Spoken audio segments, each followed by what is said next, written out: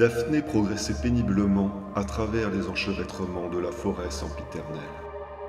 Des gouttes de rosée acide éclataient à chacun de ses pas, jaillissant sur ses tibias écorchés par les ronces venimeuses. La voyageuse ne s'en souciait guère, car dès son plus jeune âge, on lui avait appris à maîtriser son flux organique pour canaliser toutes sortes de poisons. Celui qui coulait à présent dans ses veines, loin de diminuer ses facultés, l'aidait au contraire à éliminer les toxines et lui procurait un subtil afflux d'adrénaline qui dynamisait tout son corps.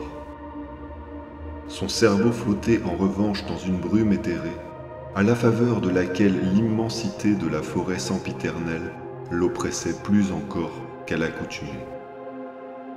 La luminosité était faible au pied des innombrables strates de végétation.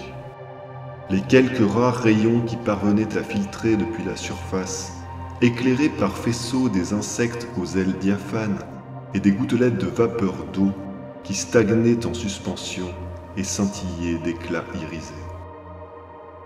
Daphné connaissait le danger qui consistait à se perdre dans les affres de la contemplation des splendeurs des basses frondaisons. Elle avait déjà découvert les restes, squelettiques ou momifiés dans un cocon de toile arachnéenne, de malheureux voyageurs qui l'avaient précédé en ces lieux. Ces imprudents avaient laissé leur corps dépérir, assis en tailleur dans la mousse, en s'abandonnant à la béatitude hypnotique de la danse lumineuse des gouttelettes d'eau et des lucioles. Leur manège était si féerique qu'il en devenait mortel, car on s'y oubliait soi-même. On rêvait éveillé, on perdait la notion du temps, la sensation de la faim comme celle de la soif.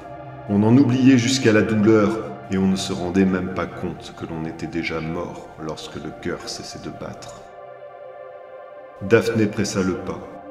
Elle employa toute sa volonté à aller de l'avant, sans se laisser distraire, et ne se retourna que lorsqu'elle eut atteint les marais, pour risquer un coup d'œil au mirifique balai luminescent auquel elle venait d'échapper.